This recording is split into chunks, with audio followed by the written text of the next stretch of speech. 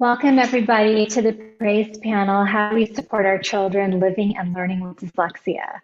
This is a timely topic since literacy has been in the news recently based on the loss of learning during COVID, as well as the reevaluation across the nation of how reading has been for the past few decades. This is also an important topic in our community since we've had over 90 people register for today's panel. I want to give a special shout out to Douglas Harder and the district for sending out a notice this morning for today's event. My name is Firouz Abdullah and I'm on the board of Praise. Praise stands for Piedmonters for Resources, Advocacy, and Information in Special Education. Praise supports all students by promoting neurodiversity and inclusion in Piedmont schools. We advocate for students with learning differences and disabilities. Our members are parents, they're educators, and community members who are supporters of our mission. We are getting ready to launch our new name, Piedmonters for Inclusive Education, in the upcoming school year. Stay tuned for that. I would like to ask all of our attendees to please stay on mute during the discussion. Please type any questions that you into the chat, and we can do our best questions as we can during our Q&A period. Now I would like to introduce our speakers. We have Kareem Weaver, who is the co-founder and executive director of Fulcrum. His nonprofit partners with stakeholders to elevate literacy practices and materials that improve student outcomes. He is the second vice president and chair of the Oakland NAACP's Education Committee. His advocacy is featured in the film The Right to Read, which I highly recommend and everyone on this call should be watching. He is an award-winning teacher and administrator. He has a master's in clinical community psychology from the University of South Carolina. Kareem is a national figure in the world of literacy. He was featured recently in the New York Times in an article titled Kids Can't Read, the Revolt That Is Taking on the Education Establishment. We are also joined today by Lisa Parnello, who is a master's in education. She is a dyslexia therapist and the CEO of Parnello Education Services. She helps students and their families overcome the challenges of dyslexia through one-on-one student instruction and online courses for parents. Lisa is the host of the Dyslexia Devoted podcast, where she provides weekly episodes to spread awareness and understanding of dyslexia. Additionally, Lisa is a Wilson credentialed trainer who helps educators learn how to support students with dyslexia better. And last but not least, our moderator, Esti Iturralde, who's a parent volunteer in Piedmont and also has 2 elementary school students in our district. She's a licensed clinical psychologist and an NIH-funded mental health researcher with a particular interest in adolescents, young adults, and families. She also recently co-founded the Piedmont Reading Coalition, a group of parents and other community stakeholders seeking to support district efforts to provide high-quality, evidence-based reading instruction. In 2020, she created a 2-part YouTube video series discussing the nuances of reading instruction called Is My Kid Learning How to Read? Parts 1 and 2. Her videos are incredible. It's amazing that she actually edited themselves and she is not a video editor. Her videos went viral and they were also featured in The Right to Read. Now I would like to turn it over to our moderator, Esti. Wow, that was great. Thank you, Firouz, and thank you, Firouz, and thank you, Praise, for inviting me to moderate this panel. I'm really humbled to be able to interview our 2 amazing panelists. Kareem, you and I know each other a little bit, and I just want to appreciate you in front of everybody, in addition to all of the amazing work you've been doing, advocating for reading and making a lot of change in Oakland. Every once in a while, I ask for a little bit of help in Piedmont, and you always, without hesitation, say yes. And tonight is no different. Here you are talking to us and giving us your really valuable time. And Lisa, I've only gotten to know you recently, but I've been really impressed to start listening to your podcast, which I highly recommend to everybody. I think a lot of the questions that we get to tonight will be covered in the podcast. And then there are many, many more that are covered that people can learn about on the topic of dyslexia. All right, so I actually wanted to start with Lisa this evening, and I wanted you to kind of give us just a basic sense of the main definitions for dyslexia so that we're all kind of up to speed on what we're talking about. So Dyslexia is referred to in many different ways. It's discussed as an unexpected difficulty learning how to read. It's also thought about as an extreme end of the spectrum of reading difficulty. How do you talk about dyslexia with families, and what are some signs that you notice in your students who have dyslexia? It's a great question because dyslexia is so commonly misunderstood and people think it's seeing letters backwards when there's absolutely no vision problem whatsoever. And so I like to explain it as a way that it's a neurological difference. And so it's part of neurodiversity. We're all different. Everybody does things in a slightly different way, and that's what makes the world a fantastic place. But unfortunately for kids with dyslexia, that means their brain takes a longer pathway to get to the information they need. The information is often in their head, but it's not taking the most efficient route to come out. And then when you explain something to them that has to do with language, they need it explicitly showed to them. Not just, here's a bunch of words with this pattern, but let's show you why this pattern works and why it works the way it does. And they have to have that more global understanding. A lot of times kids with dyslexia see the big picture and they don't worry about the tiny little details. And so we need to show them those tiny little details that make the big picture make sense. And so we want to really help our students understand why words work the way they do and to use more efficient strategies. And I even had a student today go, is it okay for me to use a context clue in this one? Because I've taught them not to guess and use context clues and to actually use their strategies to sound out their words. And when we think about what some of those common signs of dyslexia are, it really depends on the age. The younger students, a lot of times you'll see it in things like rhyming, and they won't be able to come up with accurate rhyming words. They'll say things kind of funny like paschetti instead of spaghetti. And so there are things that we can actually identify as precursors for reading troubles that happen long before you ever look at words on a page. And that really helps people see that it's not really about seeing letters differently. It's how the brain processes that written information and even processes language in general. And it's that idea that we're meant to speak. It is part of the natural development of life, but reading is not a natural condition. And if I look at a tree, whether I'm up in the air in a plane or if I'm standing on the ground or if the tree fell down, it's always still a tree. But when I have letters and all of a sudden I flip them and I turn them, they mean something entirely different. And so we have to teach those students how to map them into their brain accurately. When you see it this way, it represents this. When you see it this way, it represents that. And really helping them gain some understanding. Yeah, I think as a parent and during my training as a psychologist, it always helped me to understand that reading is a bit of a newer thing for humans to do.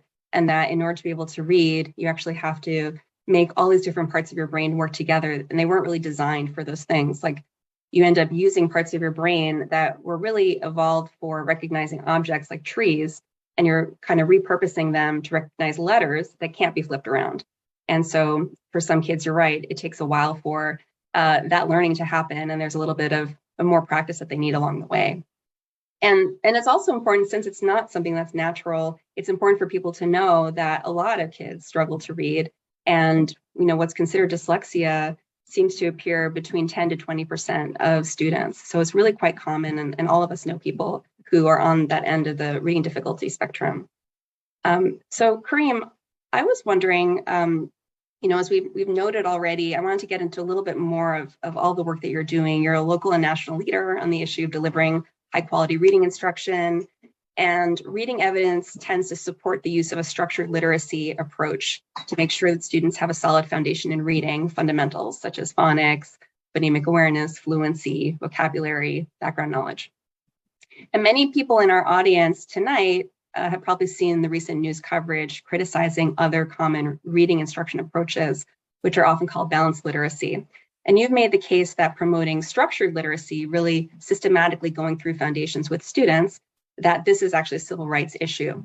So since our topic is dyslexia tonight, I was wondering if you could connect the dots and help us understand why this push for structured literacy is really important for students who are having more difficulty learning how to read. Sure. I'll do my best. So first of all, call me Jabbar. I'm gonna give up the whole game, Esty. Esty lives 2 doors down from me. So, in the real world, everybody locally calls me Jabbar. That Kareem is my professional name. This is family tonight. This is Piedmont. So I was trying to keep it really. I know, but it's okay, neighbor. You can keep it real. And yeah, so 2 things. First of all, this is a neurological processing difference. And it's not just a figment of our imagination, or it's as something that, it indicates you're fast or slow or smart or dumb. It's not that. There's a lot of stigma that goes with dyslexia. And unfortunately, a lot of that is just based on misunderstanding of what it is. It's just a processing difference. Like we said earlier, we do things differently, and this is just a part of how we process. It's not a natural thing, and we have to learn the skill, but we're wired a certain way and our brain works a certain way anyway. So with that being said, why is this a civil rights issue? Well, we've got to first understand that everybody has a right to a free and appropriate public education, right? That's the law. What that means is, in tier one, meaning regular classroom instruction, you have the right as a resident to expect something that is free and appropriate. So the question is, what's appropriate? And who are we teaching to? Because there's a lot of stigma. When people talk about dyslexia, it gets tagged with, oh, those are the slow kids. So you got to dumb it down. I'm just telling you, this is what a lot of people think. Nothing could be further from the case. In fact, it may even be the opposite. The question is, in Piedmont and around the country as well, what's appropriate for our kids? What's going to unlock their genius and their potential? The greatest number of kids. Structured literacy is just a tagline or a descriptor to say, hey, let's just not skip around. Let's make sure we don't skip anything. Let's actually teach the stuff. Let's do it directly, explicitly, systematically, go in order so we don't skip anything and leave anybody behind. That's all it is. Now, of course, with that, they've got some components. You've got awareness and phonics and vocabulary and fluency and comprehension, and you can talk about oral language development and writing. There's no quiz later, so we don't have to get deep in the weeds. Just know there's stuff that you got to do to teach kids to read. I was a teacher for a long time, and I was blessed enough to have the opportunity to serve kids in that capacity, and they learned to read different languages, bilingual, and on the. If you do the stuff, what the research shows is kids can learn to read, the overwhelming majority of them. So, from a civil rights perspective, what are we centering in our instruction? Do you have to go to private tutoring to get what you need, which is quietly kind of like an underground railroad in Piedmont? So this is me with the parent hat on. There are a lot of us in the community who send our kids to private tutoring, but we don't talk about it in PTA because it's a little embarrassing. And it's expensive, by the way, $75 an hour. I know because I got a kid that's doing it. That shouldn't be the case. Free and appropriate. That means they should be getting what they need in tier one, and the school district's supposed to make sure that happens. And when that doesn't take, then you go to the next step, which is tier two. Then you go to the next step after that, which is tier three. And sometimes we forget that the civil right means it's for everybody. Some people even say this is a human right. The right to know is a human right. And so, dyslexia, it's like a lot of other differences, doesn't exclude someone from their right to a free and appropriate public education. It just means doing things in a structured, intentional way in core classroom instruction. Thank you. So speaking of tier one, Lisa, let's talk a little bit about the issue of assessment and figuring out what's going on with a student who's struggling to learn how to read.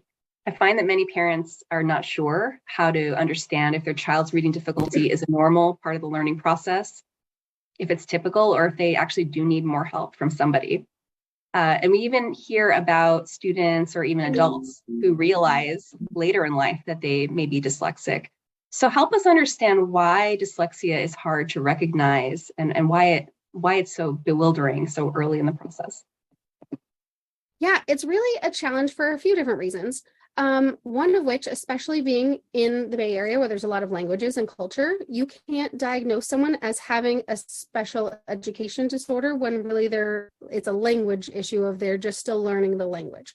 So sometimes that becomes part of the problem because it's hard to parse out whether it is a student just still learning how to speak English in general, or if it's actually a disorder in terms of them, how they learn to read. There are ways to assess it. A lot of times they will, excuse me, they will assess in the child's natural language because dyslexia crosses languages. It's a neurological difference, so it doesn't matter what language you speak. And so sometimes they really will assess in the student's natural language to figure out if that helps. And additionally, it also is, kids are smart. Kids are so smart. And so sometimes they have fantastic coping strategies, which are really not fantastic in the real world because they fly under the radar for a really long time. So kids who are really good at looking at the pictures, kids who have really great vocabularies, kids who can figure out what would make sense here, they fly under the radar until all of a sudden 4th, 5th grade happens. There's no more pictures and books. They're reading topics they've never heard of before. And then suddenly they're falling behind in school when they seemed like they were fine. And so sometimes it really depends because smart kids have dyslexia. And also kids who are, typical developing kids have dyslexia. So sometimes kids are really good at faking it. They learn how to mimic the kid next to them. They learn how to cheat and copy. They learn how to be the class clown. And so they fly under the radar for all of these other reasons. And then teachers aren't taught about dyslexia. I have 2 credentials. Neither one taught me how to spot a kid with dyslexia in my classroom. It wasn't until I ended up getting multiple certifications in teaching kids with dyslexia that I now can spot it without even trying. And I say, all right, this kid needs an evaluation and you're going to find out they have dyslexia, but I am not allowed to diagnose that. So here you go. And so it becomes a thing where I can spot it very quickly, but most teachers are not taught how to spot it. And it becomes really challenging because they aren't taught the way rhyming and phonemic awareness are precursors to reading. And they aren't taught how to use nonsense words to help figure out when a kid has tricked you into thinking they can read when really they're really good at memorizing. I've got a 4th grade girl who can ace everything in printed normal language. The second you give her a nonsense word, she has no decoding ability whatsoever. And that's what kids need, is they need that decoding ability to read unfamiliar things. As soon as you get into high school and college, you're reading about things all the time you've never heard of. And if you don't have those strategies, you can't do it. So getting the assessments are really important, and getting diagnosed early, because that neuroplasticity that happens at those younger ages, you can make much faster progress so quickly. And it's really hard to catch them because a lot of times parents are told, just wait, they'll catch up. Just wait, they'll catch up. They'll be okay. Just give them a little bit longer. Each kid takes a different amount of time. And that waiting zone is really when you start building in that social emotional struggle, because then kid sees they're all doing better than me. I can't keep up. I'm not the one able to do this. And so then it starts taking that emotional toll. So really advocating for trying to get more dyslexia screening into schools. That's been the biggest push through IDA and decoding dyslexia and stuff right now, because kids are not being assessed and evaluated to catch it early. And so that's really part of the trouble. And the testing is expensive. So sometimes kids aren't far enough behind to get services from school. So that's the other problem. Sometimes a kid will get evaluated, but they're within the average range. But that could mean that they're at like the 21st percentile, but they consider that average enough that they don't get enough services. So that doesn't mean they don't have dyslexia. That means they don't qualify for services at school. And that is where kids end up falling between the cracks when they're doing just good enough to get by, that they fly under the radar for a little too long until they're falling really far behind and we wait for them to fail. I want to just jump in with that right there. I thank you so much for that, because that is so important what Lisa was saying. When do the alarm bells go off for kids?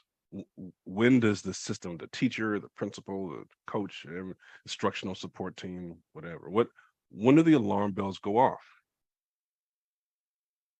The answer is, it depends. And that's a problem, right? Structured literacy says, no, we're assessing because it's Tuesday, not because I happen to think that you not reading is a problem, whereas the other kid not reading might not be a problem because they've got this situation at home, or their linguistic background is this. Like, at some point in time, we're just human beings. If you're a girl, it's different than if you're a boy.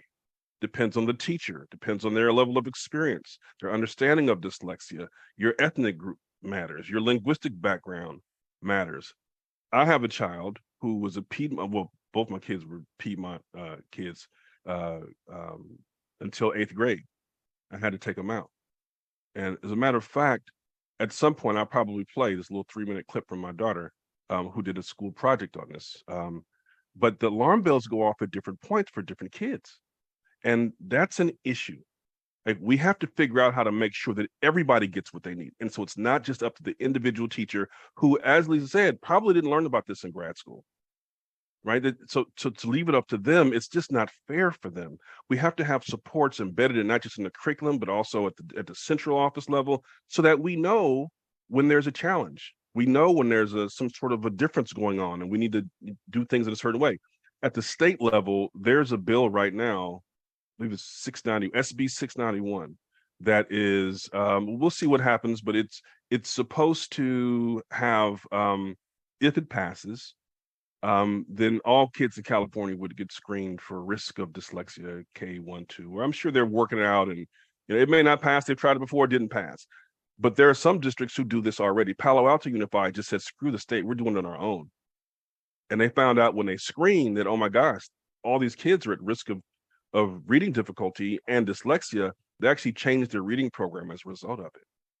So we as a Piedmont community, do we wait until the state mandates something, or do we do something proactively to make sure that everybody's getting a free and appropriate public education? Both of you anticipated so many of my follow-up questions on this particular issue, and there's so many intricacies to what you shared here. And Jabbar, you'll remember that in October, we presented a school board meeting in Piedmont and advocated for dyslexia screening in Piedmont.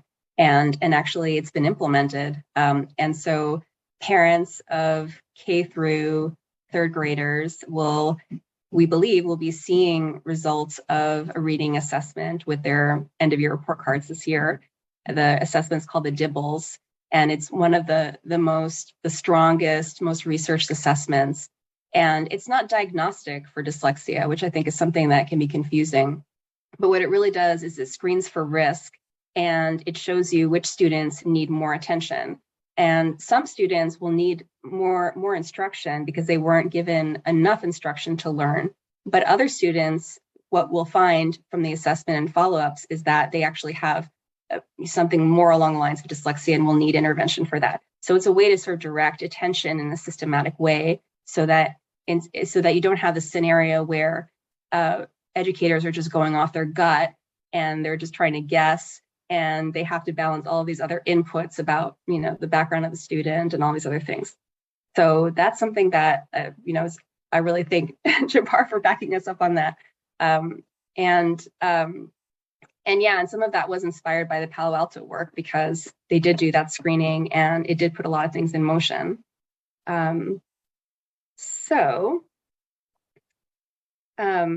Okay. So Lisa, I wonder if you could talk to us about sort of the steps that parents take in order to advocate for their students when they're having a strong suspicion that there could be dyslexia going on. The biggest thing is to make sure that child gets assessed as soon as you can. And in the resources section, I've just provided a resource from understood.org with template letters on what those letters should look like for how to request a formal assessment. A lot of times it'll start with a student study team of trying different interventions first, and then the student eventually gets referred to take an assessment to decide if they have learning differences that qualify for services at the school.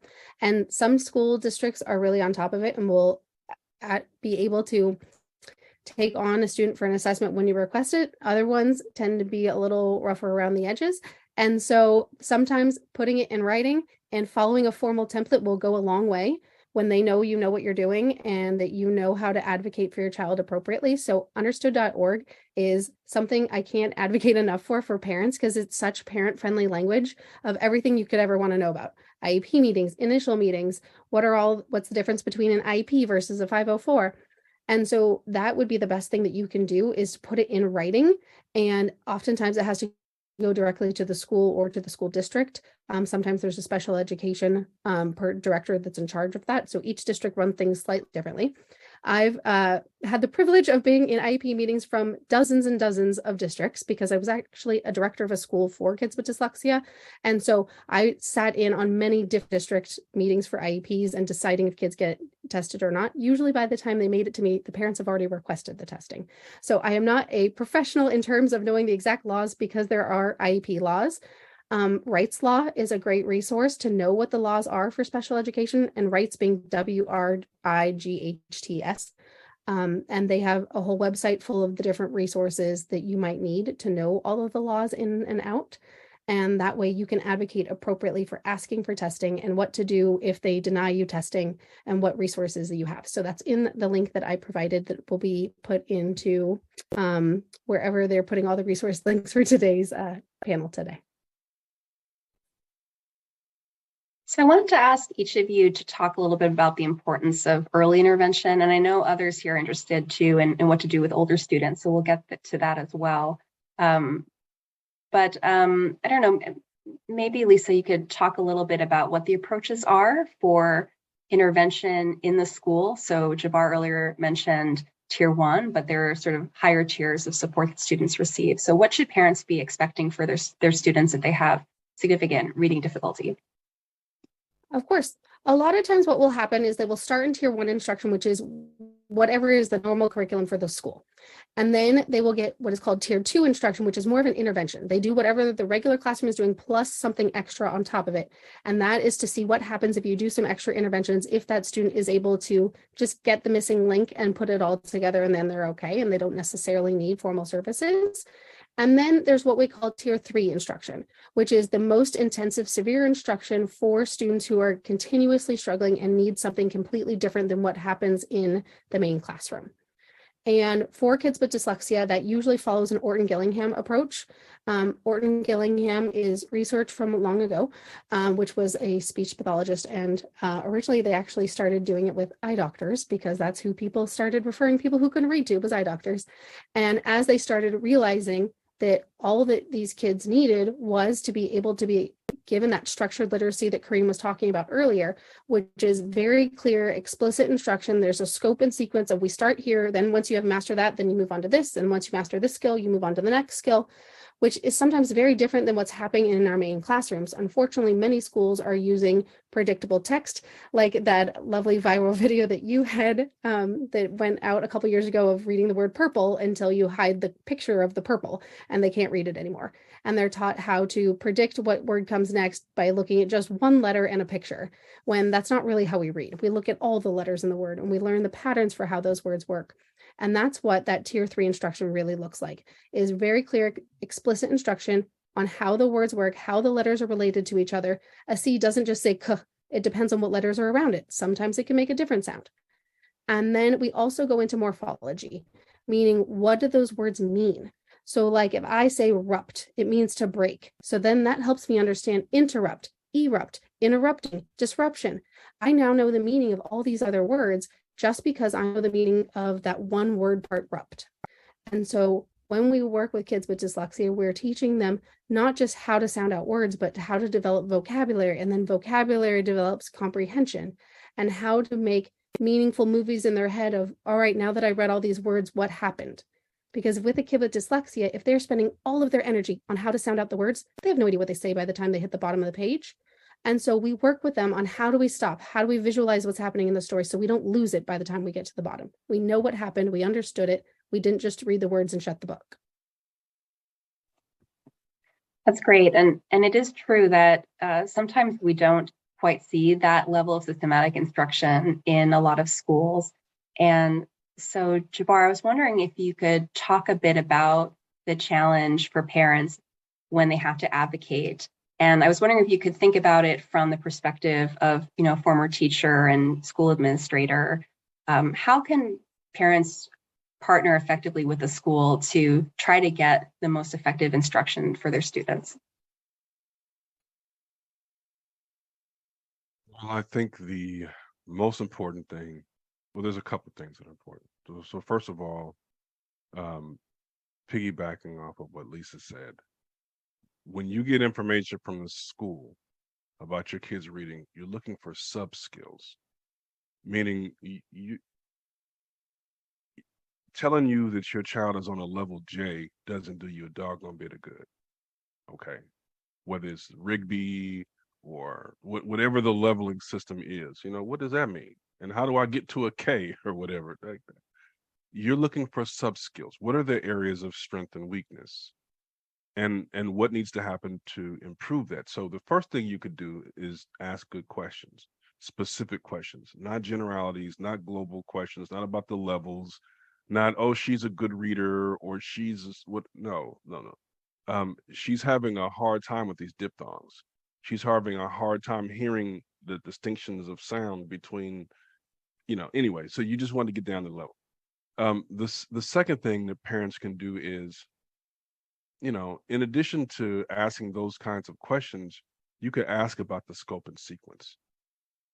You got to find out what's being taught and when. Now, I know this might make some people uncomfortable because as educators, this is kind of our turf. Leave us alone and let us do what we do. But, this is what, 2023? Come on now. It's okay to open up and share. Parents have a right to know what's going on with their kids' education. It's okay.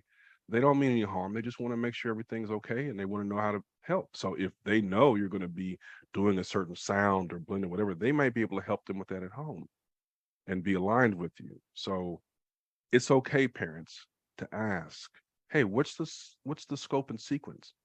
Sometimes the teacher may say, hush, hush, we don't have one. You may have to talk to the principal or whoever else, but I'm doing the best I can. Here's my plan for the month or whatever. But so we can kind of lead from behind as parents and ask questions that drive the schools to kind of get it together. And this isn't to disparage teachers or principals or anything. They're working extremely hard. But listen, things aren't perfect right now. And as you heard earlier, a lot of these teacher prep programs don't even talk about dyslexia. So asking those kinds of questions is actually, it makes you a partner, not just a fan. Listen, we love baking cookies. We love driving to the events. That's wonderful. And it's okay to ask some of those meat and potato type questions. One more thing, and I'll turn this one loose. For a long time, I just say the biggest thing we could do, and this goes both sides. This is both the educators as well as the parent educators, is to see each other as partners. I'm not your enemy, even though I'm the teacher of record. Okay, and I know things are tough right now, and I know how frustrating it is. I'm not your enemy. In fact, I'm probably the best conduit you have to the folks who are making these key decisions. And so while sometimes as a parent, and I've been in a situation, it's tough to just not throw a rock at the person that you see. You kind of have to ask them, hey, what should I do? Who should I talk to? Who does make that decision? And who really makes a decision? Because there's a person who's officially doing it and there's a person who really gets things done. Teacher can usually tell you that quietly and respectfully, but they'll kind of tell you that. And in the reverse, as a teacher, you know what? A lot of times, parent advocates are your best allies, because parents, especially when you got a kid who's dyslexic, they have a stiffer spine than most, and they're willing to fight the fight that you probably shouldn't be or aren't in a position to fight. We don't mind going to the board meeting. We don't mind talking to the principal and demanding a scope and sequence for all the teachers. Why aren't your teachers receiving the professional development that they're asking for, and with a stipend? Why? I don't understand. Berkeley's doing it. Like we have to go together strategically. But I would just encourage teachers and parents to see each other as allies in this, and not as adversaries, because you really do need each other if you're going to make any difference when you're talking about an institution like the district. I really love that. I love the idea about being informed and asking respectful questions and understanding more of the mechanics of how these decisions get made. And I wanted to mention that part of the resources that we'll send includes a link to this podcast that has been very informative to a lot of parents, called Sold a Story. This is a 6-part investigative podcast done by an excellent reporter named Emily Hanford, who became very immersed in reading and dyslexia and all kinds of related issues. And I know, Lisa, when we talked recently, you said that you have parents listen to that to just go all the way through it, get up to speed on all the history, all the system issues, and the different nuances of curriculum and what good curriculum looks like. And so that's something to mention, that that's a wonderful resource for us as parents to quickly learn about everything that's gone on in the past and why things are the way they are. Okay, so Lisa, I was wondering if you could talk about what we can do at home with our kids, and what might be some practical things that we can do without getting a huge certification in some, special education curriculum and intervention. Of course. One of the best things you can do is reading decodable readers at home, because we can't necessarily control what the district has purchased as the main curriculum. And like Kareem was saying, what does level J mean? It means nothing. The number of times the school has their IEP meeting say the goal should be to read at grade level, that's not a thing. Grade level is not a skill. And so if you can work on the skills at home that are actually not that hard to teach, at least in some of those early levels, which are those decodable readers, which I'm providing a resource, which is Flyleaf Publishing has ever so nicely, ever since the start of the pandemic, made all of their decodables completely free. They're digital. So if you're more of one that wants paper, pencil, don't want so much screen time, then you can order them and pay for them, but they're completely free and you can sound out the words. And I've had so many students that their school, there's a local district over on the other side of the bay that does all of the leveled readers that teach the kids to guess. And it kills me every time when the kids bring in their books and they say, the teacher says I'm supposed to read this. And I say, no, you aren't. You're going to read this instead. And I hand them a different book that teaches them how to sound out the words. I have even the nannies come up to me and say, oh my goodness, she's read every day this week and she can actually say all the words now. And she's not just guessing anymore. She can actually sound it out. So even the nanny, who's somebody just helping out and being the babysitter for the day, can see a difference when you have kids that you're teaching them how to sound out the words, how to read them. And then the kids feel good. A lot of people think decodable readers are boring because they are written kind of strangely and they're kind of choppy language because they're only given words that they can sound out. But kids feel good when they can do it. They don't feel good when they have to guess everything. They don't feel good when they're like, I think that might be what this word is. I don't know. And when they know that they can actually do it themselves, and when they know that they get their math page at school and they can read the directions by themselves on their math page, that feels powerful. Because we don't talk enough about the way dyslexia affects the rest of your school day.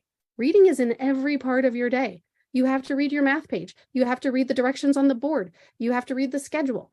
You have to read everything at school from a very young age. And the kids feel a lot better if they can do it themselves. So reading just simple decodable books, even just 15, 20 minutes a night, will really make a huge difference to being able to do that. And really teaching the kids that letters make sounds. And sometimes the number of letters don't match the sounds. Sometimes it takes 2 letters to make a sound, like TH. You say them together. And those are little things that moms and dads can do. Big brothers and big sisters can do them. And so being able to give them genuine reading opportunities, not guessing opportunities, can make a big difference. Esty, can I add something to that as well? Yes, please. So Lisa, you stoking the fire tonight. So I just want to let everybody know. So my kid, she was at Beach and then she went to Piedmont Middle. I taught her how to read. As a matter of fact, she's the little girl. She's my youngest.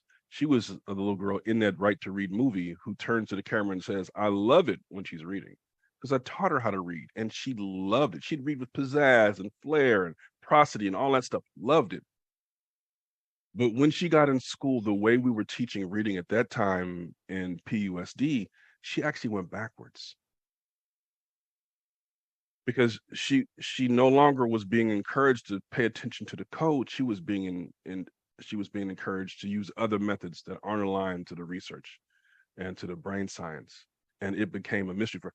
So this happy, joyous, just like a buoyant little girl, by the 8th grade, there's a lot in between then and 8th grade. But by 8th grade, she was eating lunch in the bathroom by herself at Piedmont Middle School. Just like she just couldn't take it. There's a world that you go to when you feel like no one gets you, and that the instruction you're providing is actually unraveling your schema. And so I bring that up because, it is a matter of self-esteem as well. We want kids to be mentally strong. Their mental health should be strong. And part of that is having a good self-concept and feeling confident and all the rest. And literacy absolutely has a big aspect of that. And it also, so when we start talking about, the approach to this challenge being structured literacy, well, listen, there are a lot of different ways to learn how to read. Let's just say that there are. But how are you going to get the greatest number of kids to read? And then how are you going to cultivate some of these more discrete skills like spelling? There are kids who can read, but they're horrible spellers. Thank God for spell check, but except for my phone, which for whatever reason is crazy. But a lot of that comes from, we didn't actually learn how to crack the code, and so our spelling is all over the place. If you ever watch the spelling bee and you see the kids say, what's the Greek? Or what's the root? It's the French. they're trying to figure out the etymology of the word, the history, the origin of the word, because that it helps unravel the mystery of the word, the both in terms of how you built it, the context, what it means, how to spell it, all the rest. That's part of structured literacy, Latin and Greek roots. And listen, that Latin is not dumbing it down for anybody.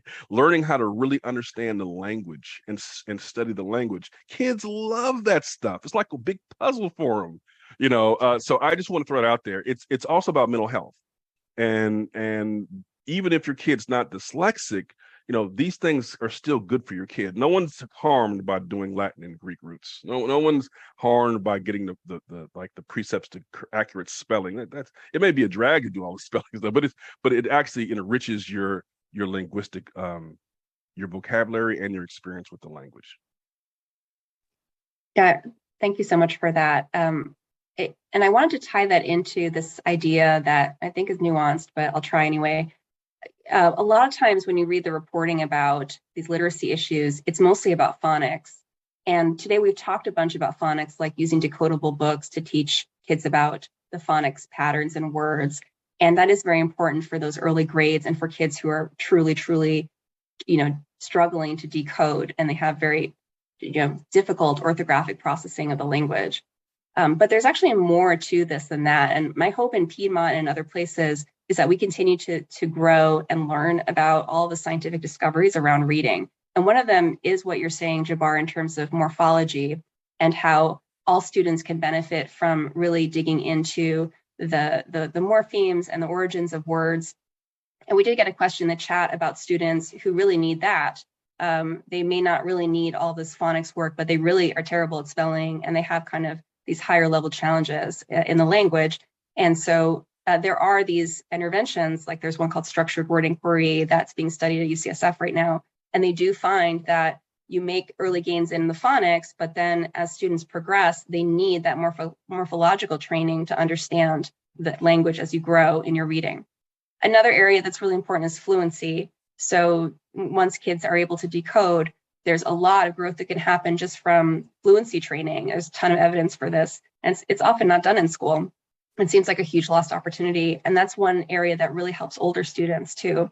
And so I wanted to ask a little bit about older students because it comes up a lot in my discussions with parents. And I know a lot of dyslexic learners who are older, and they have these peculiar ways that they read. So they're very kind of stilted in their reading. They, when they come to a longer word, they use the first letter and kind of the size of the word, and they just kind of fit a word in that fits and kind of makes sense. And they may not even notice that the word is wrong because it kind of makes sense. They have a lot of difficulty with kind of new words like names, like proper names or places or pharmaceutical brands, things that are kind of made up words that you encounter in your daily life. So Lisa, what would you recommend to people who themselves are older with dyslexia, or they have older students who are manifesting some of these behaviors? I think the very most important thing for anyone to hear is that it's never too late. You can be 60, 70, 80 years old and still learn how to read.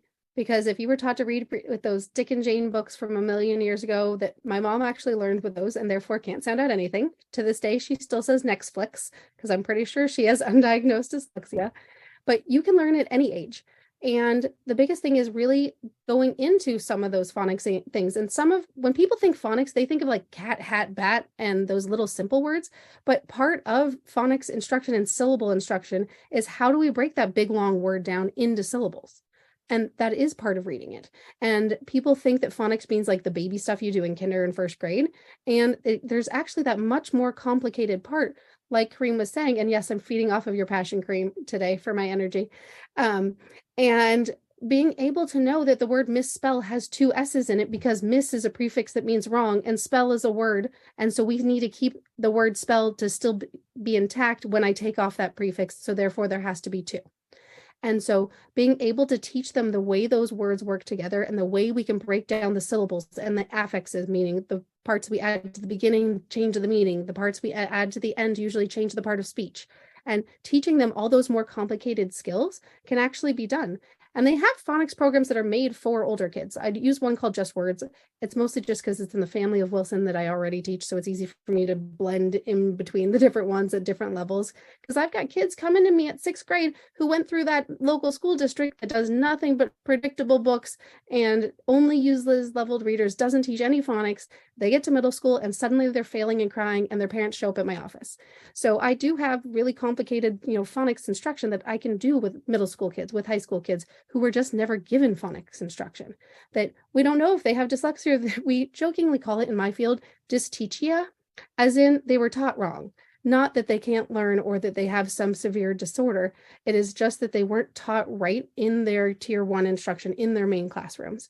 And so it can be taught at any age, at any grade, and you just change the words. So, we might be using the word with an adult, the word keg, and versus if I'm reading with a little kid, I would do the word dig. And you can use the same kind of instruction, but at the level of the human you're speaking to. And so being able to reach people of all levels. And I really have come to like my middle and high schoolers. I've always been an elementary teacher because you can have those rich discussions and the kids like, oh, that's like this one word I had at school. Or like you mentioned with the pharmaceutical words or a science word. I had a kid say, I finished a book yesterday, but I came across these 3 words. I had them in my book. Will you read them to me and tell me what they mean? And one of the words was like cacophony. And so we were able to break down cacophony and figure out what it meant and being able to pronounce it and why it's got that PH in it. And so you can have these really rich discussions and it really doesn't matter what age they're at. The problem lies with the school system. A lot of times it's more about compensatory skills in middle and high school. They teach you how to deal with your struggles, not how to overcome them. And that is really where the problem lies, is really needing to teach kids not just to compensate, but to how to overcome and know that you can be awesome no matter how late you're learning to read. Yeah, that is a great point because we have many students who have the potential to take on really challenging, jobs in their future and have dreams that will require them to be able to read at high levels and be able to understand complex text. And so just being able to meet the level that you're at that moment may not really be supporting them for their futures. All right, so I see we're really covering a lot of ground, and pretty soon we're going to start answering questions from the chat. So maybe I'll just fit in a few more, and then Feruzi will tell me when I need to cede the floor. Okay, so let's see. I was wondering if we could talk a bit about, talked about older students. Jabbar, maybe talk to us a little bit about what we should be on the lookout for in terms of what's happening with curriculum. We just saw in the New York Times and other news outlets that the New York City school chancellor is forcing the schools to no longer use a balanced literacy curriculum like the one that we use in Piedmont and many other districts. And schools there will have a choice among a number of different curriculums. I think one of them was one that was adopted in Oakland. And so I was wondering where you think things are going. Is this going well? What are you hopeful about? What are you, if anything, nervous about?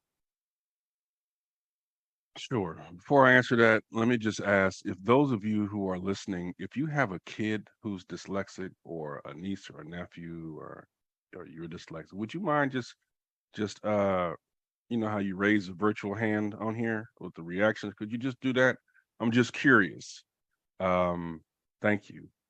Okay, this gives us, because I think sometimes we think this is like an anomaly, but you see these hands up. Maybe that's why y'all are here tonight. I see a lot of hands that are up, and I'm virtually putting my hand up as well. But it's a lot more common than people think. And if I'm a teacher and I've got a class of 20, I know I'll probably have 4 kids in there who are dyslexic.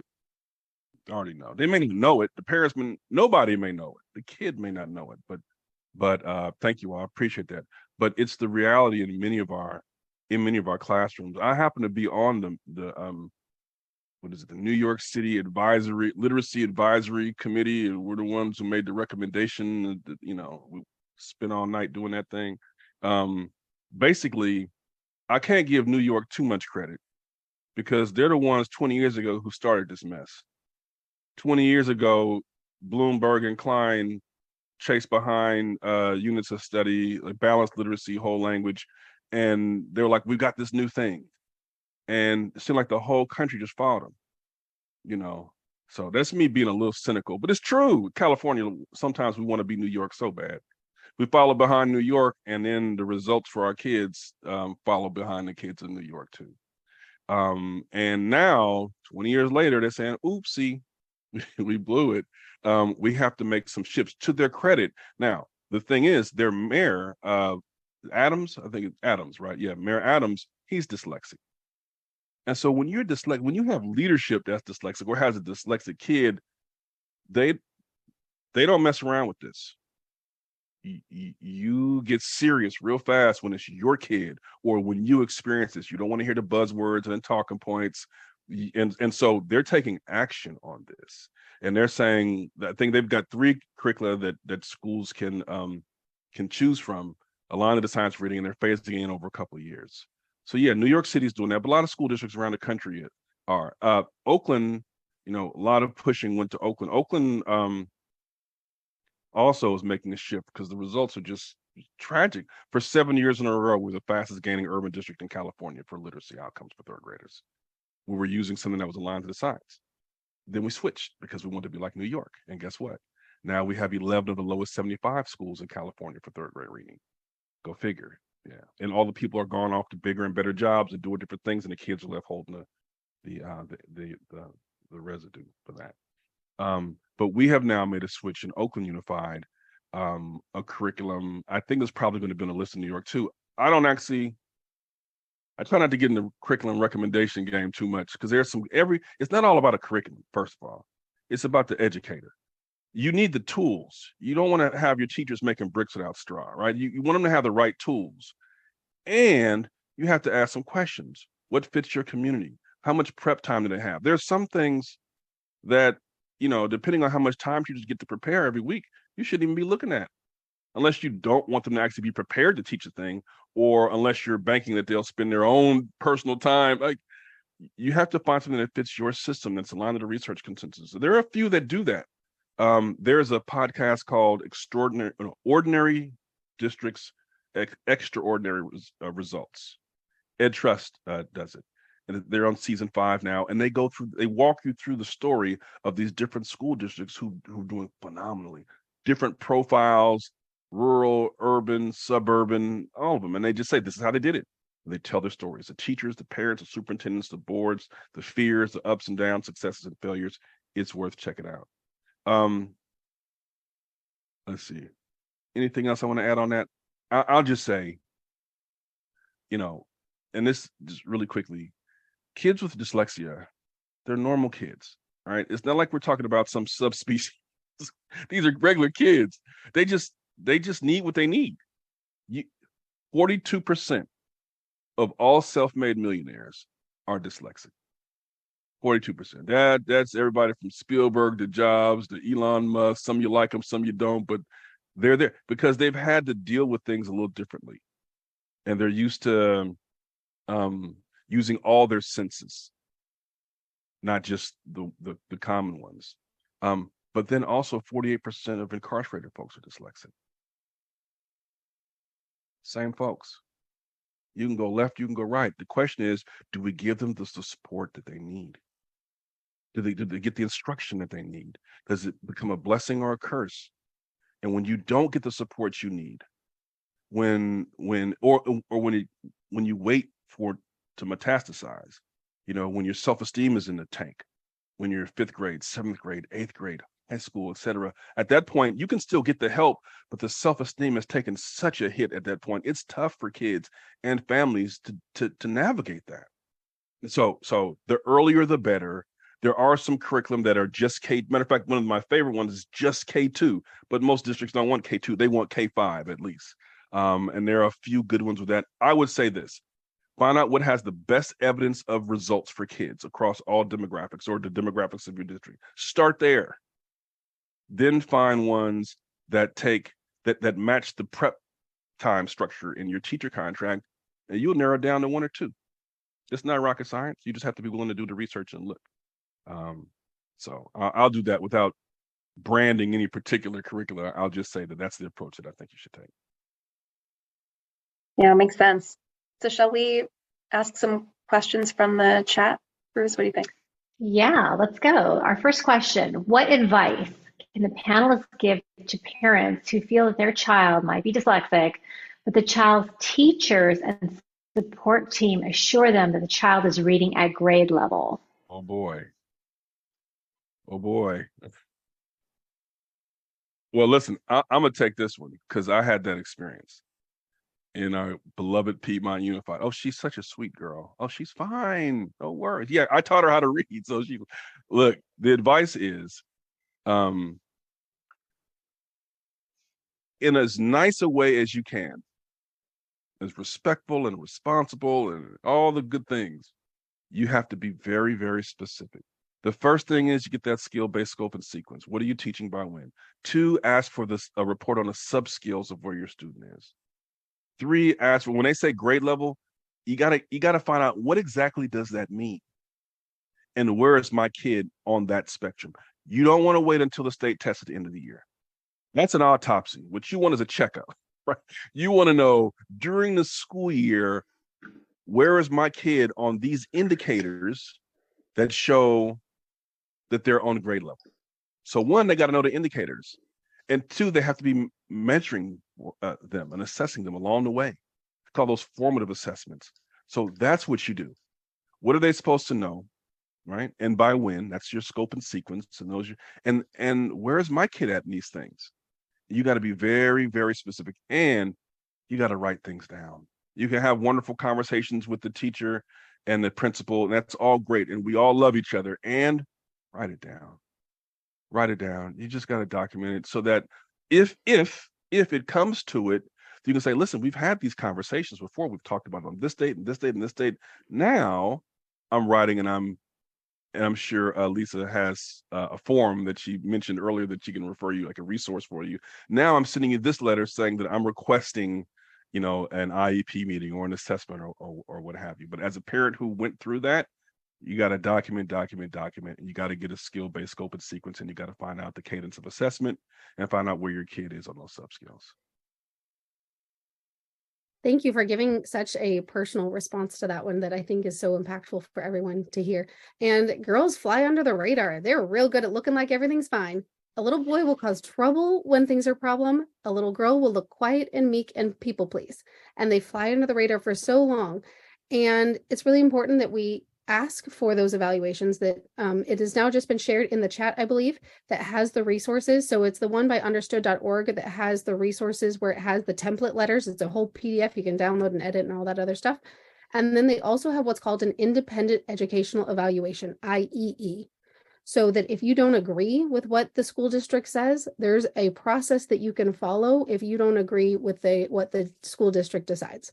They don't always follow with what is recommended by the IEE, but that's an independent person outside of the school that assesses the child to decide if they really truly have a learning difference.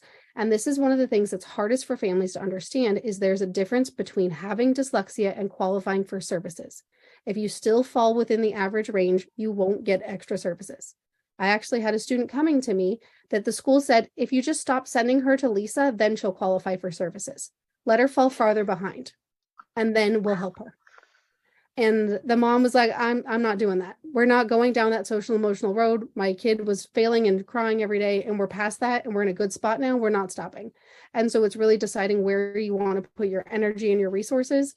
Do you want them going toward advocates, or do you want them going toward a tutor? Because sometimes that ends up being that battle that we wish we didn't have to fight, but it exists. It's the way the system's working right now, or not working. And that's one of the things to keep in mind, is understanding that you do have rights to ask for independent evaluations, and you also have choices to find an advocate or to decide which path do you want to take. Do you just want to help them at home? Do you want to find a tutor? Deciding what path is best for you, because not everyone has the same path, and that's okay, but to know that there are options. Okay, so our next question is, as a special education teacher, I'm having a challenging time doing the dyslexia curriculum with fidelity. Just curriculum is not enough. Also, the label of special education does not seem to equal the need of dyslexia for me. That's my opinion. I wish we did not have to use SPED to get the help that's needed for dyslexia. I will answer that one to the best of my ability. It's hard trying to follow it with fidelity with what limited time that you have. And sometimes you end up with a group of kids that are all different levels just because they're all 7th graders. And therefore you have to teach them all at the same time. And I've been at a school where I'm the only dyslexia specialist in the whole school. So I get whatever kids happen to fit onto my calendar and however many hours there are in a day. My biggest thing is to keep sticking with it as best as you can. Keep following the scope and sequence as best as you can. Building up that knowledge base through other ways if you can. There's some of the other programs like Top 10 Tools and a few others where you can try to do teacher training on your own that isn't super expensive. That I know it's a lot to ask teachers to pay for things on their own. I've worked at Title I schools and nonprofits, and I've had that crummy paycheck. And so we really want to help educators have as much empowerment as we can, and just know that trying your best is sometimes good enough.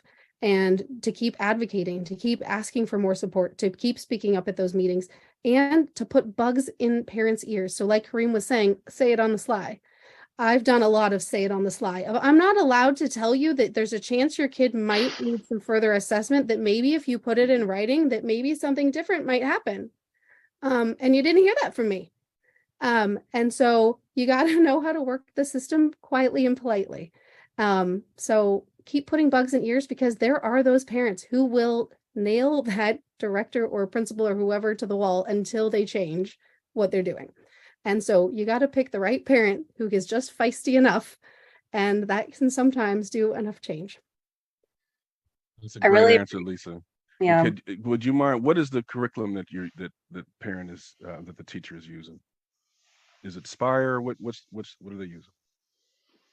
Maybe they can send it to you in the chat.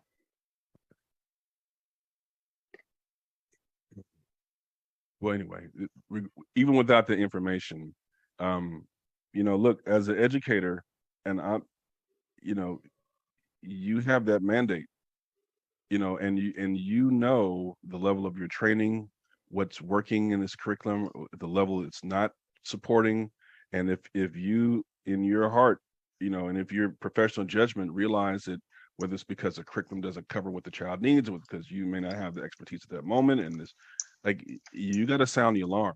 And like Lisa said, there's official ways and unofficial ways to sound it, but you're going to need some help, because in a system that a lot of stuff is going on and people are very busy, how do you make sure that kid gets the help that they need? And if you know that what you're doing is not going to be able to provide that, you have, I wouldn't just say the right, but you have the duty to sound the alarm and kind of point. You don't have to tell the parent everything, but you kind of got to say, hey man, listen, and just kind of talk to them. That's where relationship comes into play as well, where you have a good enough relationship with the parents. Say, listen, here are some things we're going to look for, and we're going to try to make progress here. If we don't, then together we're going to have to try to find some other supports for the child. And there's a process that we have, that the official process where you go through the tier 3 stuff and then SPED services, but you may also need to shake some bushes a little bit. So I have a question from a teacher who's she's wondering how she can get training. Her school will not pay for Orton Gilliam, and she wants to be confident in supporting her kids to see it. Can you advise on where can go?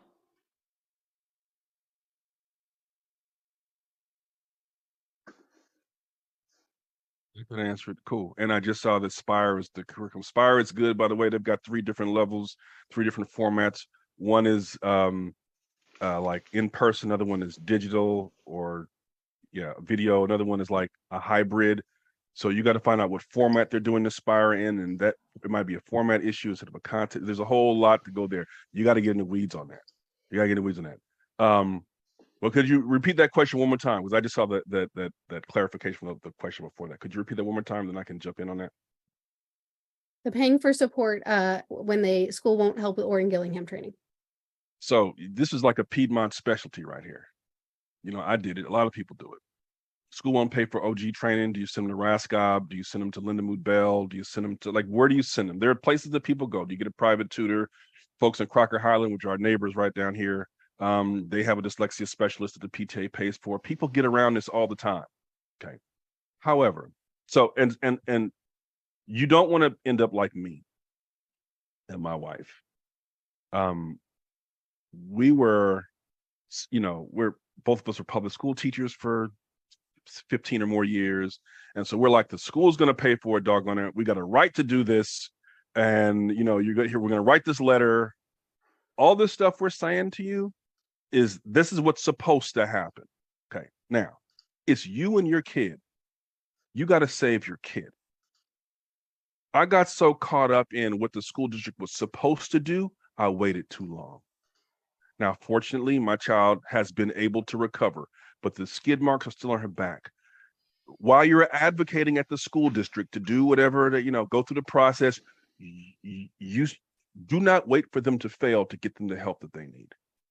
Because by the time the school district gets around to helping them by paying for their tutoring or sending them to a non-public school placement, and there's a whole lot of stuff, they get you to sign an NDA, and there's a whole nother, but by the time they do that, your kid is living it out.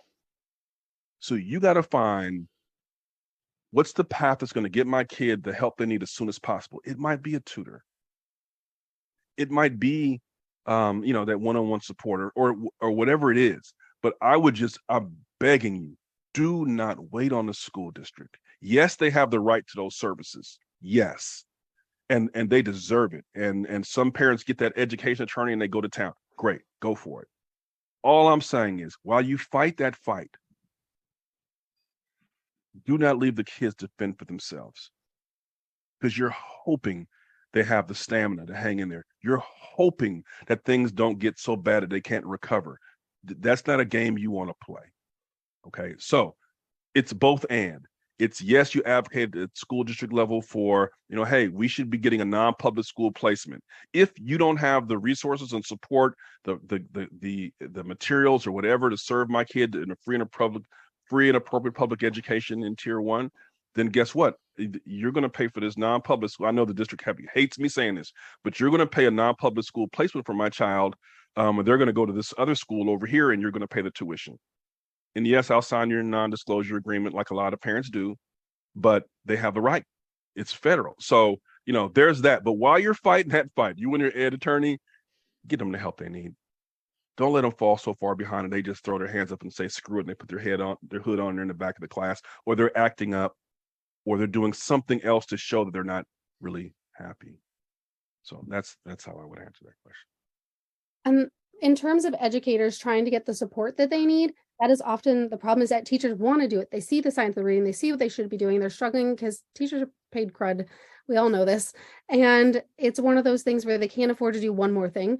I would suggest becoming a member of the International Dyslexia Association. I was a board member until about 3 months ago.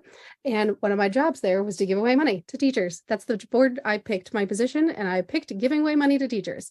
So make applications. They usually will fund approximately 50% of some of those approved IDA level trainings. So if you're a member of IDA, you can apply for scholarships as an educator to learn how to teach kids with dyslexia.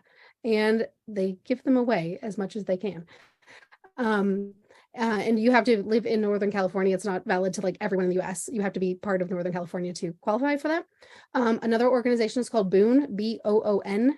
And they provide scholarships and things like that too. So I would look into some of those resources and check some of those out. And then that's actually one of the things I'm working on for my business part, that is not trying to advertise or anything like that, but that's part of what I'm doing, is trying to do trainings for teachers too. That's one of my latest ones that I'm doing this summer, is to teach teachers how do kids with dyslexia learn to read, not using a specific program or something, but just how do they learn to read? How do we do syllable types? How do we do these things? And so know that there are choices and you've got options and there are scholarships out there. So don't be discouraged and don't give up, because the kids need you. Also, decoding dyslexia is a good one. You can talk to Decoding Dyslexia. And what I will say on that is this, for parents and advocates out there, this is one of those things where you can really make a big difference in the school district. So we got a new superintendent coming in. She'll probably have a team. It's worth the push to make sure that teachers in Piedmont have access to professional development outside of the district in the science of reading and to support students with dyslexia. And I'm not talking about as, connected to a curriculum. I'm talking about just they have, and it should be stipended. They shouldn't have to pay a penny for it. I know you may say, what? Yes, they've already gone to their teacher credential program. They sit through these professional development trainings in service, but you're asking them to give up their own time. Okay, fine, pay them for it. We had all this COVID money. Why not use it for something like that? Teachers want the professional development, but they don't want to be taken for granted. And that's human nature. They got families too. So that's a push that you can make at the district level. How much money are we allocating for professional development for teachers who want to have access to support to professional development for dyslexia? And here's something very, very important. It can't just be one thing. Not everyone is at the same season of life. There are some educators who, some of that stuff's like a graduate level class. Orton Gillingham or letters, like that's wonderful. Great. I got news for you. Not everybody's at that season of life. Some people, like I can give you a few hours on the weekend. That's all I got. I got a sick kid at home. Me and my spouse are going through some, like real life happens. And so you need a menu of options that teachers can access where they're at that's aligned and it gives them the information to at least get the ball rolling. And so I would just say, encourage the board, your new superintendent, and whoever her team is going to be. Hey, let's make this professional development available to teachers in the summer or whenever it is, and give them a stipend for the time at the level that they're willing to access this, so that we can get the knowledge in the building and have these conversations inside. Once the conversations get in the building, the educators will take it from there. But you got to get people to buy in, and the best way to do that is to have access to PD on their own. Okay, so two-part question. The first question is, how as a parent would you know how to ask or discuss tier 2 to tier 3? And the next piece is, district will not test my kid. What do I do?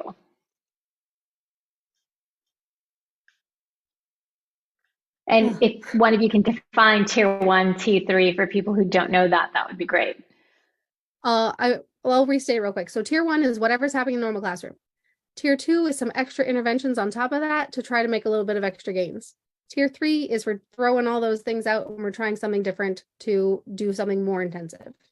The way to ask about it is ask what's happening in tier 2. Ask what's happening in intervention. Are they getting more of the same, or that isn't working the first time? Or are they getting something different? Are they getting phonics? Let's start there. Are they getting, how do we sound out words? So asking, like Kareem was saying, or Jabbar, whatever your preferred casual name in our family of friends right now. Jabbar, it's all good. Being able to ask for that scope and sequence of what are you teaching during interventions? What does that look like? How are you measuring progress? Please don't tell me if it's A, B, C, D. And ask how they're measuring progress. What are the skills that they're testing?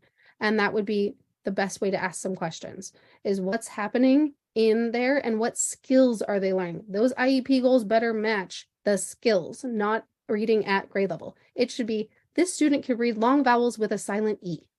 This student can read vowel teams. So being able to make sure that you're asking the questions about what skills, not at grade level. I'll jump on the second part of that question, which was, what do you do if the district's not testing your kid? So this was my situation. All right. And my answer right now is based on my knowledge as a teacher, as a district official, as a parent of a kid who's dyslexic. Like, I've seen it from all sides. Look, it's like, you can't speak to every individual. Okay. So people oftentimes they don't mean to be a cog in the wheel, and but the system is just kind of geared towards delay. Okay, we're going to meet in a couple more weeks. Well, we'll meet in a couple more weeks. And you have meeting after meeting after meeting, or something happens and whatever. Next thing you know, it's the next year. And then it's the next year. And then, well, we're going to do this assessment and then that. And here are some goals. And you got to make the goals. And if you don't make the goals, there is a bureaucracy. There's a labyrinth. So as someone who was slow rolled in our loving, wonderful district, I will say there does come a time when you as a parent have to decide it's either them or your kid. Now, I know this isn't popular, and I'm sorry, Esty, if this is, I'm sorry, but there does come a time where you have to say, I hope we can all get along, but I'm choosing my kid over whatever else. And, I can remember in third grade going to that was one of the first big conflicts my wife and I had. I went in there huffing and puffing, and she was like, hey, slow down. relax. Now, however many years later, she's like, man, I should have just let you go. I was like, yeah, you should have let me go because that was the time early to catch it. But we got slow rolled after that. You have to ask for specifics, make sure things are in writing, document. And there does come a point where you have to say, look, either you can provide my child a free and appropriate public education, or you can't. And it's okay if you can't. I mean, it's not okay, but if you can't, then you're going to have to pay for my child to get it somewhere else. You are going to have to pay Piedmont Unified. It may cost you $45,000 a year, but guess what? That's what the law says. I'll sign your non-disclosure agreement, but you're sending my kid to a non-public school placement. Now, there's a lot of stuff that has to happen before that. And we hope to work with parents and with teachers and with principals and staff and all the rest. But there comes a time where you have to say they're learning, they're trying to figure this out, but your kid has only got 1/3 grade, 1/4 grade. And while they're figuring out, great, you can be supportive, you can be an ally, but in the meantime, in between time, my kid's got to get what they need. And either you can help me or you can't. And if you can't, please be honest about it. So and refer us to someone that can help our child. You got to be clear about that, because if you are not, you'll get spun around for years and your kid won't get the help they need in time. So that's my answer to that. All right, I'm going to have another two-part question.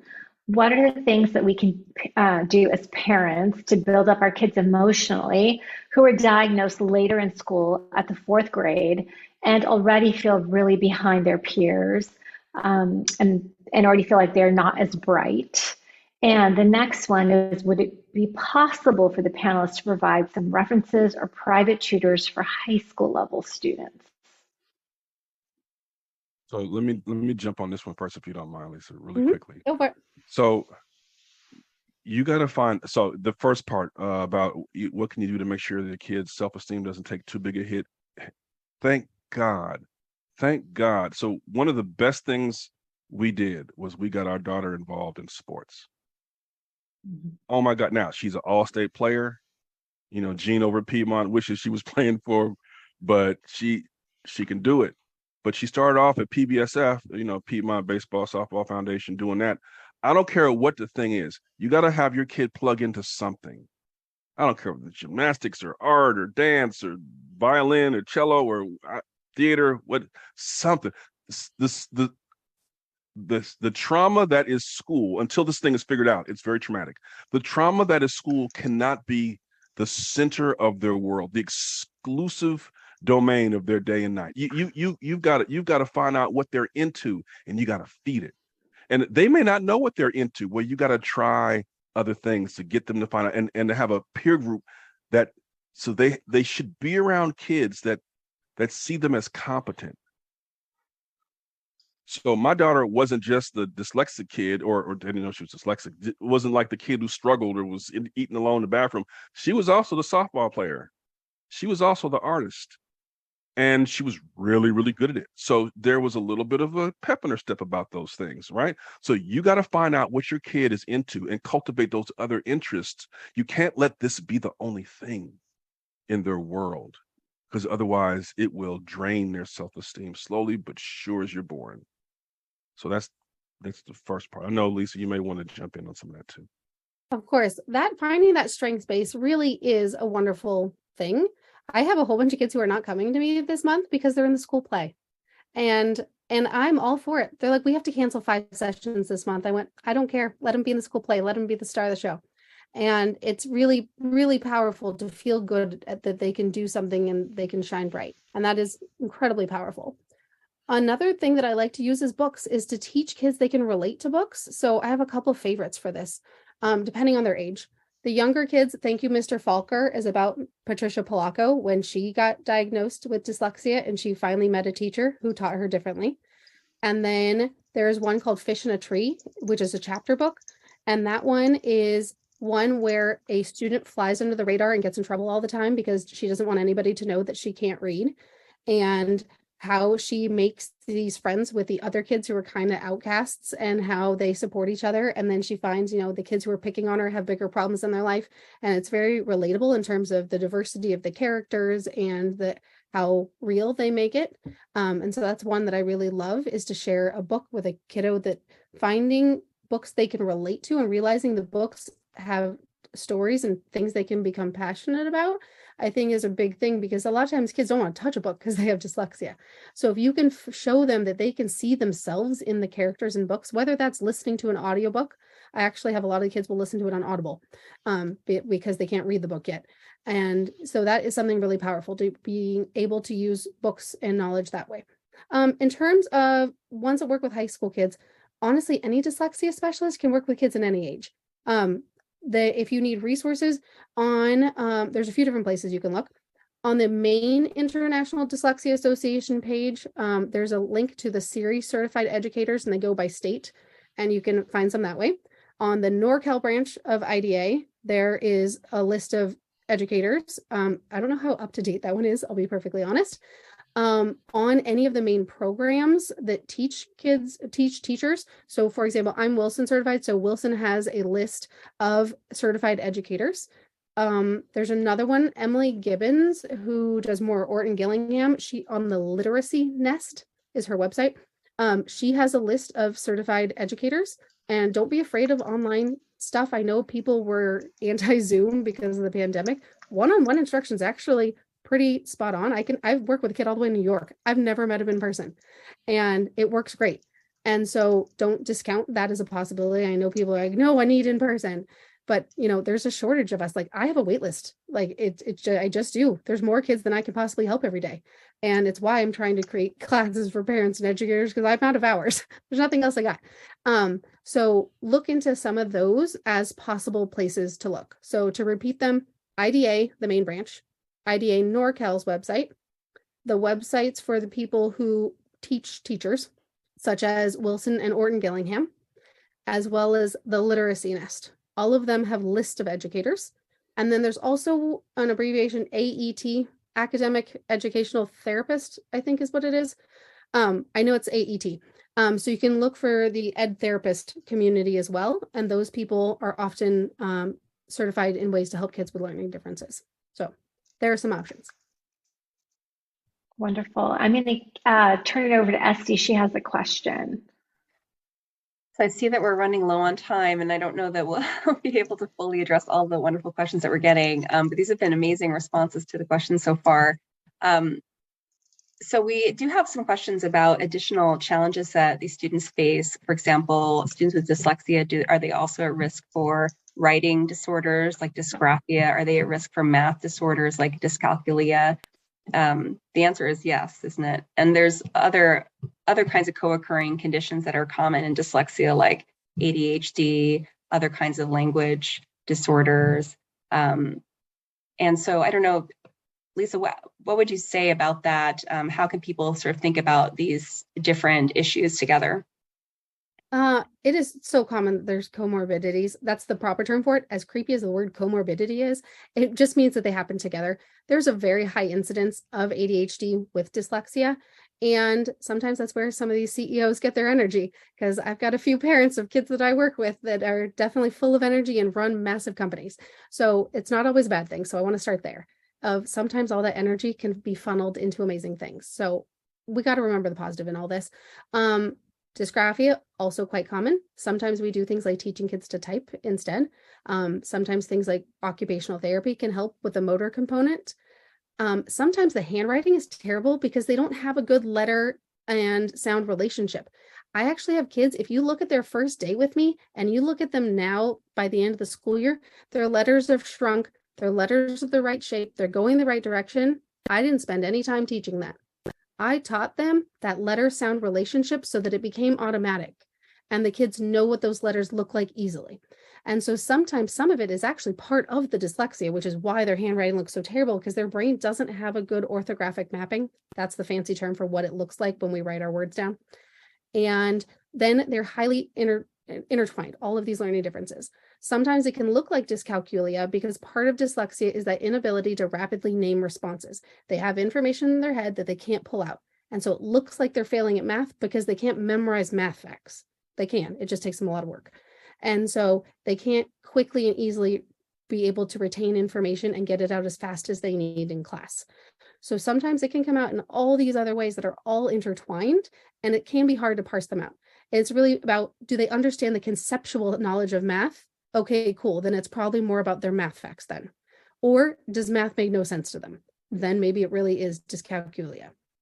And then sometimes kids are just really terrible handwriting. They have poor pencil grip and things like that. And then they just need more occupational therapy, but they can read just fine. And so they do come in and out. And some kids are really strong in math, but terrible at reading. So then it brings down their math grade because they can't read the word problems, or they can't understand all the language in the word problems. So they are very intermingled. And you just got to parse it out a little at a time to figure out what is the core problem. What is keeping that child from reaching the next level? What's holding them back? Is it reading it? Is it turning a word problem into a sentence, a number sentence? Is it being able to physically write the thing? And so should they be using speech to text instead because they have great ideas and they can think coherently, but they just can't write quick enough? Or is it that they're anxious about their spelling? So therefore, I'm only going to write 4 words because I know I'm going to spell the rest of them wrong. So I'm only going to write the words I can spell. So there are so many subtle nuances. And my biggest way to advocate for it, which is find the problem. Where's the core issue coming from? And start there. That's been a theme throughout our discussion tonight, is paying attention to the specific behaviors, the specific nuances are happening with your child. And so it's closely observing your student, working with the teacher to understand what they are observing. And it's a bit of detective work because every student is a little bit different. And, this is something that's an area that we still have to learn about with dyslexia. There are a lot of different subtypes, and we don't know how many different ones there are, how common individual subtypes are. And there are also a lot of strengths, as you said, that come along with these different characteristics. And there was a wonderful symposium at UCSF last week where one researcher is studying the strengths that seem to be predominant in dyslexia. And they were things like positive prosocial behavior and emotions, creativity. And they were actually able to measure some of these correlations using different brain measurements. And her hypothesis was that because people with this difference are a little bit more inefficient on one side of their brain, they kind of like build up a stronger set of processes on the other side of their brain. And from that comes this like wealth of amazing talents and strengths. And I think all of us who know people, all of us know somebody with dyslexia, right? And we can think of all the strengths that we've observed in those people. So that's important to know. And there's so many good role models out there to pay attention to. So we're kind of at time, aren't we? Yeah. So there's been a couple messages that people can't cut and paste the recommendations from the chat, and that's fine because they're going to get emailed to you along with some additional information that was sent out by the group, as well as our speakers that they had mentioned after we created the resource list. So you'll get all of that once we edit this video and get it out. So I just want to thank all of you for attending, for taking time out of your Thursday evening for us. And I want to thank our incredible speakers and our wonderful moderator for making this such an informative and excellent panel. And I'm so excited that we were able to do this tonight. So thank you all. Have a wonderful evening and look forward from an email from Praise. Bye, everyone. Thank you, Bruce, and Thank you. Thank you. Thank you. Awesome. Thank you so much. Pleasure. Thank you. Thank you for coming. Those of you who've got a dyslexic kid, hang in there. It's worth it. You can do it.